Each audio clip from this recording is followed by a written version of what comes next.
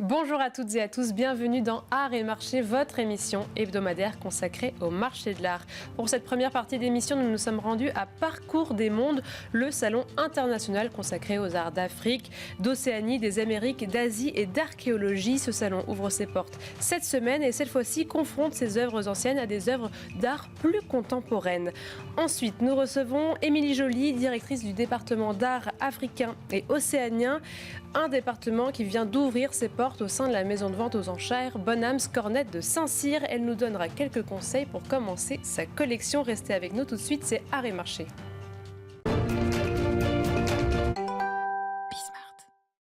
Nous nous sommes rendus à la 23e édition du salon Parcours des Mondes, le salon international consacré aux arts d'Afrique, d'Océanie, des Amériques, d'Asie et d'archéologie. Cette année, l'édition est particulièrement conçue en dialogue avec l'art contemporain.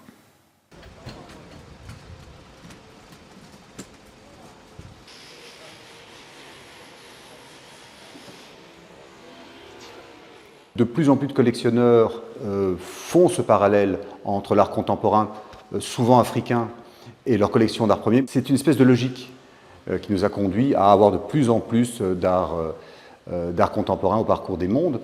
Il faut bien voir le travail des marchands. Vous avez des marchands qui de plus en plus ont travaillé cette confrontation. Ça remonte par capillarité jusqu'au collectionneur, mais regardez les ventes publiques, par exemple, regardez Christie's, très souvent ils confrontent de l'art premier et de l'art contemporain, ou de l'art moderne d'ailleurs. Donc vous avez ce travail des marchands qui va en ce sens aussi. J'aimerais vous dire que ce n'est que le goût des collectionneurs qui évolue, mais il y a vraiment un véritable travail du marché. Si on prend l'art contemporain africain, par exemple, il est de plus en plus et de mieux en mieux représenté, tout simplement. Pourquoi est-ce que tel et tel type d'art est en quelque sorte à la mode? C'est parce qu'il est très très bien travaillé, très très bien présenté par des galeries. Je crois que l'art contemporain, pour ce qui est de l'art contemporain africain, est vraiment de mieux en mieux travaillé.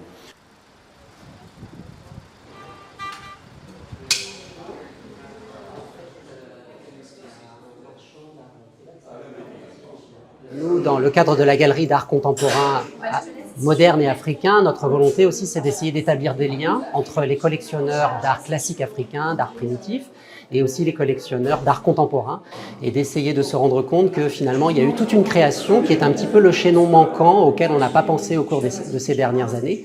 Et donc, voilà, c'était la raison pour laquelle on a voulu présenter cet artiste Amaï Guérédelo. Là, ce qu'on va essayer de proposer, c'est de montrer que finalement, en Afrique, il y a aussi un art qui peut être considéré comme un art moderne, en fait, qui puise peut-être ses inspirations dans les mêmes sources, mais avec une représentation qui est radicalement différente, comme on le voit ici sur le stand. Ça a toujours été notre focus, on va dire, notre spécificité de représenter pendant le Parcours des Mondes des artistes contemporains. Et généralement, c'est des artistes contemporains béninois. Et cette année, exception à la règle, nous présentons des artistes cubains. Parce qu'en fait, ça leur fait un peu comme une bulle d'oxygène, en fait. C'est-à-dire qu'ils voient beaucoup les arts africains anciens, les arts océaniens anciens. Et quand ils viennent ici, en fait, ça montre déjà la continuité de la création artistique dans ces pays-là, dans ces régions-là. Et c'est toujours très bien reçu, il y a toujours une vraie curiosité. Et il y a des collectionneurs d'art africain ou océanien anciens qui justement découvrent la scène contemporaine et qui très souvent acquièrent des œuvres à cette occasion. C'était notre reportage consacré à Parcours des Mondes et tout de suite, c'est l'interview de la semaine.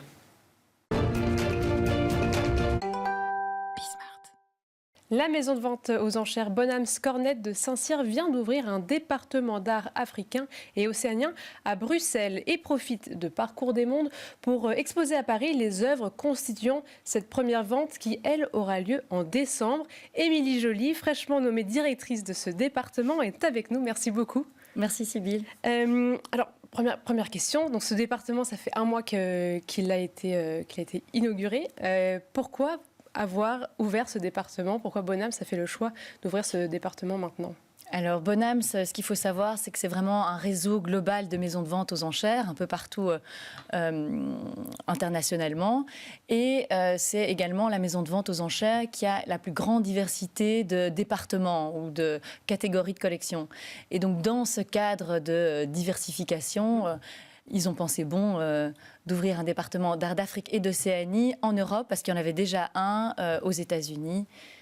Donc voilà. Mais c'était pour profiter d'une conjoncture, ou est-ce qu'il y avait ou alors vous aviez des objets que vous avez réussi à rassembler qui étaient particulièrement intéressants, donc vous vous êtes dit que ça liait, vous pouviez lancer un département? Alors je pense que l'Europe, c'est intéressant pour les arts d'Afrique et d'Océanie, parce que ça a été et ça reste toujours la place centrale du marché. C'est-à-dire que c'est là qu'il y a la plus grande concentration de collectionneurs, d'acteurs tels que les marchands, les intermédiaires, les maisons de vente, les institutions. Et donc, comme il y a une grande concentration d'objets, disons, en Europe, ça fait tout à fait sens de développer un département ici. Et là, vous l'avez développé à Bruxelles. Est-ce que par rapport à Paris, Bruxelles est vraiment une place de choix, ou Paris, c'est à peu près la même chose? C'est vrai que Parcours des Mondes est à Paris, Oui. Mais Bruxelles, c'est vraiment connu aussi comme étant une institution et la place peut-être traditionnelle de ces arts. Oui, tout à fait. Donc Bruxelles est aussi une place importante. Il y a aussi une grande concentration de marchands et de collectionneurs.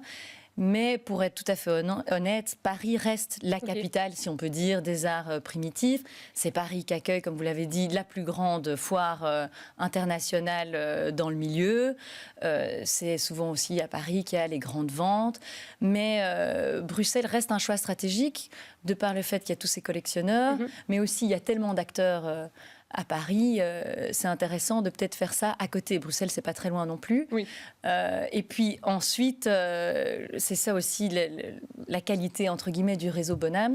C'est étant donné qu'il y a des salles de vente un peu partout, notamment à Londres, à New York, à LA, à Paris. Si maintenant on se retrouve face à une collection qui fait beaucoup plus sens de vendre, que ce soit à Paris ou à Londres, on aura l'opportunité de le faire. Même chose pour exposer les objets d'ailleurs. Et là, c'est vrai que donc on parle de Parcours des Mondes et vous présentez les œuvres d'art pour une future vente en ce moment même. C'est pour attirer quel type de collectionneur? Est-ce qu'il y a des particularités liées à Parcours des Mondes et à Paris, ou... Je crois que c'est juste la plus grande concentration annuelle des collectionneurs. Les collectionneurs américains, par exemple, viennent en général pour le Parcours des Mondes. Et donc, c'est une opportunité un peu unique pour montrer des objets. Maintenant, ce n'est pas toute la vente qu'on va pouvoir montrer parce que, comme vous avez dit, on a lancé le département il y a 1 mois. Donc, c'est encore assez frais. On parle d'une sélection d'objets. On va montrer une 30aine d'objets. On est toujours en train de chercher des pièces et sourcer des lots. Mais c'était à la fois un argument pour avoir des objets et puis aussi pour lancer le département, entre guillemets, en grande pompe. Et justement, pour cette première vente, qu'est-ce que vous allez présenter dans ces 30 objets dont vous parliez? Qu'est-ce qu'il y a comme peut-être figure de proue? Est-ce qu'il y a quelque chose de particulièrement notable? Alors oui, il y a un moko, donc c'est une statue d'homme lézard de l'île de Pâques. Ça, c'est vraiment, on parlait du marché un peu plus tôt, c'est vraiment le type d'objet que recherche tout collectionneur. D'accord. Dans le sens où ça va rassembler différents critères qui sont, l'authenticité, heureusement, mais un objet qui est rarissime, parce que tout ce qui est objet de Polynésie, ce n'est pas des objets qu'on retrouve facilement sur le marché. Les hommes lézards de l'île de Pâques, on en connaît une 50aine, en fait, donc c'est encore plus rare. Et puis, surtout, on fête cette année donc, le centenaire du manifeste du surréalisme d'André Breton, et c'est un objet qui a appartenu à André Breton, donc une provenance qui est fantastique. Et donc ça, c'est vraiment, je dirais, à la fois les qualités esthétiques, l'authenticité et puis une provenance, donc un objet avec une histoire. Ça, c'est vraiment les ingrédients qui font qu'un objet a de la valeur sur le marché actuel, ou en tout cas ce que les collectionneurs recherchent. Et là, il y a quand même pas mal d'objets venant d'Océanie. Est-ce que c'est un chemin qui est porteur? C'est vrai qu'on a encore vu beaucoup de très grandes ventes d'art provenant d'Afrique. Qu'est-ce que vous pouvez dire sur le développement maintenant de l'art océanique? Alors, je crois que l'art d'Océanie était tout aussi apprécié, même déjà au début du XXe, ne fût-ce que par les artistes, comme Breton, Picasso, Braque de Reims, pour ne citer que ceux-là. Mais c'est clair que les prix les plus forts, en général, sont réalisés par des pièces issues de l'Afrique. Maintenant, quand on voit, lors d'une dernière grande vente qui a eu lieu récemment, la collection Barbier-Muller, qui est vraiment... voilà, une collection très importante. Il y a différents objets. Tous les objets qui ont été préemptés étaient des objets d'Océanie. Donc, voilà, il y a peut-être une tendance là dans le marché. Mais bon, l'Afrique continue à réaliser des prix très forts. Et est-ce qu'il y a des œuvres qui pourraient intéresser des jeunes collectionneurs? C'est vrai que je pense souvent à eux en me disant qu'est-ce qui pourrait les intéresser et aussi quels conseils vous pourrez donner pour qu'ils aient un regard peut-être avisé et formé pour analyser les œuvres qui sont en face d'eux. Alors d'abord, je dirais de discuter avec des acteurs du marché. Il faut savoir qu'on a la chance d'être dans un milieu où les gens sont tous vraiment passionnés. Ils ont un intérêt qui est réel pour les objets, leur contexte, leur histoire. Et souvent, c'est des gens qui aiment bien partager. Et donc, il faut profiter de cette richesse et donc échanger, que ce soit avec d'autres amateurs, des marchands, des spécialistes dans les maisons de vente. Il y a aussi pas mal en Europe de musées avec des collections fabuleuses. Et donc, aller voir les objets dans les musées, aller aux expositions thématiques et consulter tous les ouvrages de référence qu'il y a sur le sujet. Et puis surtout, aller dans les maisons de vente aux enchères.